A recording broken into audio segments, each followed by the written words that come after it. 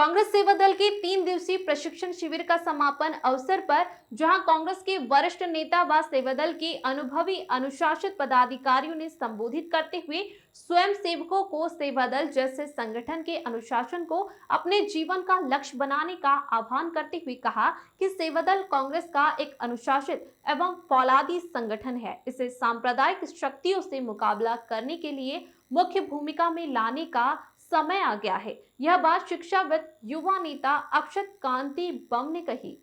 लोगों को जानता हूं तो हम दोनों मिलके 100% पूरे हो जाते हैं यहाँ के लिए सेवा दल के। सर्वप्रथम मुझे आज बहुत खुशी है कि मैं 99 वर्ष पुराने संगठन में आया हूँ।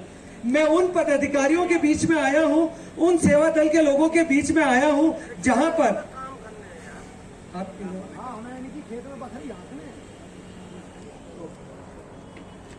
99 वर्ष पुराने संगठन में आया हूं और मुझे ये कहते हुए बहुत खुशी और हर्ष होता है कि मैं उन लोगों के बीच में आया हूं जहां के पद अधिकारी डॉक्टर राजेंद्र प्रसाद रहे हैं, जहां के पद अधिकारी सुभाष चंद्र बोस रहे हैं, जहां के पद अधिकारी क्रांतिवीर राजगुरु रहे हैं। ऐसे संगठन के बीच में आने का आज मौका मिला और अपनी बात रखने का मौका मिल रहा है तो मैं बहुत अभिभूत हूं और बहुत धन्यवाद है। सर्वप्रथम मुकेश भैया आपका बहुत बहुत धन्यवाद। आपने मुझे बोलने के लिए बुलाया और आपने मुझे कहा अक्षय भैया 7 मिनट बोलना है और सेवा दल के इतिहास के बारे में बोलना है। तो सेवा दल के इतिहास के बारे में ऐसे तो आप लोगों को मुझसे ज्यादा पता होगा, पर जितना मैं पढ़कर आया हूं और थोड़ी अपनी बात रखने की कोशिश करता हूं। राम का नाम त्याग से है, राम का नाम त्याग से है, राम का नाम भारतीय संस्कृति से है, राम का नाम हमारे सनातन धर्म से है, राम का नाम सेवा से है। और जब राम का नाम सेवा से है और जो सेवा को राष्ट्र में बोलते ऐसा कौन है? सेवा दल है। तो ऐसे सेवा दल के बीच में आके बहुत बहुत धन्यवाद। 2 लोगों की बात करना चाहता हूँ, एक आपके हार्दिकर साहब की बात करना चाहता हूँ और एक कमलाकर साहब की बात करना चाहता हूँ। पहले थोड़ा सा परिचय देना, हमारे सब सीनियर पूछ रहे हैं आप हैं कौन। एक बार मेरा भाषण सिर्फ एक सेवा दल का छोटा सा कार्यकर्ता हूं जो आपके बीच में आके सेवा दल की बात कर रहा हूं, क्योंकि ये मंच किसी इंडिविजुअल का नहीं है, ये मंच किसी व्यक्ति विशेष का नहीं है, ये मंच संगठन का है। इसलिए सिर्फ संगठन की बात करूंगा। संगठन आया कैसे, ये संगठन खड़ा कैसे हुआ, इस संगठन के पीछे कौन था जो इस संगठन को एक विचारधारा के साथ लाया। आज की बात नहीं है, 99 वर्ष पुरानी बात है। कांग्रेस के 3 दिवसीय प्रदेश स्तरीय चुनावी प्रशिक्षण शिविर का शनिवार को गरिमामय आयोजन के साथ समापन हुआ, जिसमें अतिथियों ने संगठन शक्ति, इतिहास एवं वर्तमान राजनीति परिदृश्य पर बेबाक विचार रखे। पढ़ के गौरवान्वित होता हूँ कि किन लोग इसके संस्थापक रहे हुए। संस्थापक कैसे रहे हुए?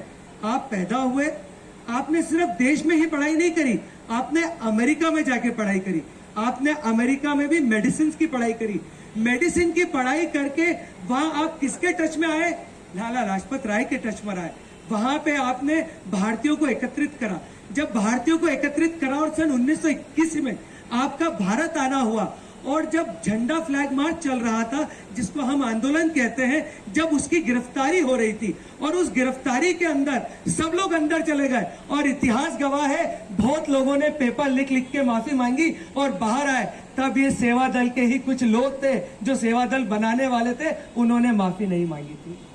उन्होंने जब माफी नहीं मांगी तो उनके ऊपर ध्यान आया गांधी जी का, उनके ऊपर ध्यान आया नेहरू जी का, उनके ऊपर ध्यान आया और बड़े लीडर्स का। क्या सोचा कि एक ऐसा संगठन बनाना चाहिए जिसमें अनुशासन हो, अनुशासन के साथ सेवा हो। जब ये दोनों चीजें होंगी तो एक संगठन खड़ा होगा। संगठन खड़ा हुआ, संगठन की बात होने लगी। जब उन्होंने माफी नहीं मांगी, हर्दिकर साहब वहां से सीधे जेल से निकलकर इलाहाबाद गए, नेहरू जी से अपनी बात कही और पूरा बात बताया। जब इस बात को आगे बढ़ाया गया तो किसने इसकी प्रस्तावना रखी? जब मुझे मालूम पड़ता है कि दीदी सरोजिनी नायडू ने सेवा दल के प्रस्तावना की बात रखी, ये अपने आप में बहुत बड़ी बात होती है कि सरोजिनी नायडू जी ने कहा कि हमें एक ऐसा संगठन खड़ा करना चाहिए जिसमें अनुशासन हो, जिसमें लड़ने का मादा हो, जिसमें सेवा करने का मादा हो।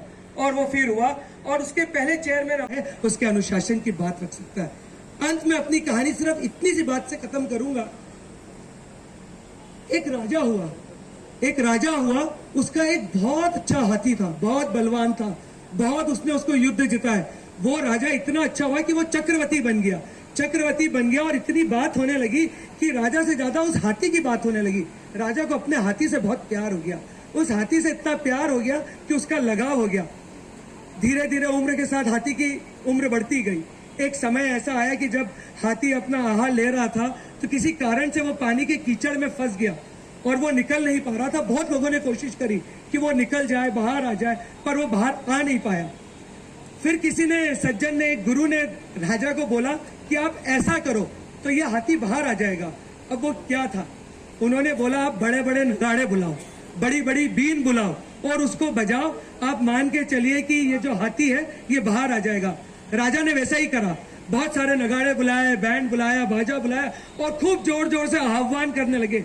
जैसे ही आह्वान करने लगे, वो जो बूढ़ा हाथी था ना, वो वहां से कीचड़ से उसने पूरा दम लगाया और बाहर निकल गया। क्यों बाहर निकला?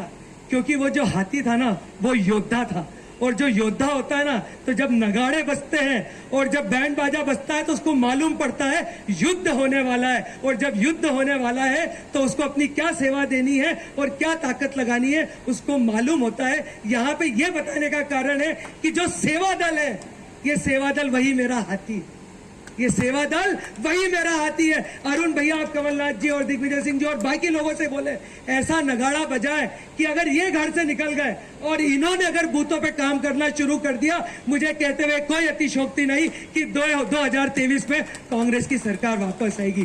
तो अंत में अपनी बात को इसी से विराम देता हूं। आप सिर्फ सेवा दल बोलिएगा। देश का बल, देश का त्याग, धर्म का बल, कर्म का बल, समर्पण का बल, 2023 में कांग्रेस का बल, 2024 में कांग्रेस का बल। ऐसे सेवा दल को मैं नमन करता हूं, प्रणाम करता हूं। और मुकेश भैया, आपने 20 साल बाद इतनी अच्छी संगोष्ठी करी है, आप सब पदाधिकारियों को बहुत बहुत धन्यवाद देता हूं। आप इतना जोरदार काम कर रहे हैं, इतने कार्यकर्ताओं को जोड़ रहे हैं, घर घर जोड़ रहे हैं, आपका बहुत बहुत साधुवाद। और इस संगठन में बीच में मुझे आप लोगों ने बोलने का मौका दिया, आप रुके अरुण भैया, बहुत बहुत धन्यवाद। धन्यवाद। समापन अवसर पर कांग्रेस सेवा दल के राष्ट्रीय अध्यक्ष महेंद्र जोशी, प्रदेश प्रवक्ता भूपेंद्र गुप्ता, बुथ प्रबंधन समिति प्रमुख डॉक्टर संजय कामले, कांग्रेस की संभागीय प्रवक्ता रीना पौरासी सेतिया सहित अन्य वक्ताओं ने अपने विचार रखे। अभी से हर एक व्यक्ति मोटिव भी हुआ, हर एक व्यक्ति लगता भी है, लगन से लगेगा भी। 7x7, 24x7 सब आपने कहा, लेकिन ये करेगा कब? ये जब करेगा जब इसको महत्व मिलेगा। उसके बाद होता ये है, मैं विधायक हूं, आपने जिला अध्यक्ष बनाया, मेरे क्षेत्र में मुझे किसी को बनाना है, मैं नाम दूंगा, तो ये यही होना चाहिए। और नहीं बना तो मैं दूसरे दिन अध्यक्ष की शिकायत करूंगा कि अध्यक्ष को हटाओ, और बढ़ जाता है। तो जब तक वो स्पॉट पे, गांव में, गली में जाकर अगर नहीं करेगा, मेहनत नहीं करेगा, गली में वास्तविक नहीं देखेगा वो व्यक्ति को, तो वो ऑटोमेटिक जो टेबल के ऊपर नाम आते हैं ना, वही बनेंगे। आज भी यही होगा भैया। मैं आपसे फिर निवेदन करूं कि आपने कहा, बहुत अच्छा कहा कि आप गांव के अंदर जाओ, गली के अंदर जाओ, मोहल्ले के अंदर जाओ, बूथ के ऊपर जाओ, लेकिन होगा यही वापस। लेकिन जब तक इनको कहीं ना कहीं महत्व नहीं मिलेगा, जब से आपने कहा कि हम शिविर को, हम सर्वे कराएंगे, आप सजेस्ट करेंगे, वो एक मोटिवेशनल बात हुई। इनका जिस दिन इनके मन का व्यक्ति भी मिला इनको, तो 100% उसके लिए लग जाएंगे। और रही बात, आपने अभी कहा कि हर एक व्यक्ति को अपना दायित्व निभाना चाहिए और बूथ के ऊपर उसको एक बूथ तो उसको लेना चाहिए, तो हर एक व्यक्ति ने उसको मान भी लेना चाहिए कि मेरा बूथ मेरा स्वाभिमान। अगर वो मान लेगा कि मेरा स्वाभिमान अगर मेरे बूथ से हार गया, मेरा कोई भी कांग्रेस पार्टी का लीडर, वो भले ही आपकी नहीं बनती हो उससे, तो उस दिन अपने आप में सेवा दल टॉप पे रहेगा। और निश्चित तौर पर मुझे पूरी उम्मीद है कि सेवा दल अपने आप में अब जाके वापस कहीं ना कहीं दिखने लगी है। ये हम लोगों को भी महसूस होता है। हम जब गांव में जाते हैं तो कहीं ना कहीं दिखती है। अगर हम महत्व देना चालू करेंगे तो निश्चित तौर पर आपको भी महत्व मिलेगा, राजनीति में भी महत्व मिलेगा। और जब मैं तो ये कहूं कि कोई को भी, जैसे मैंने कहा कि उसको 3 से 4 साल सेवा दल का भी काम करना चाहिए, और मैं तो माननीय सभी ऊपर वालों से भी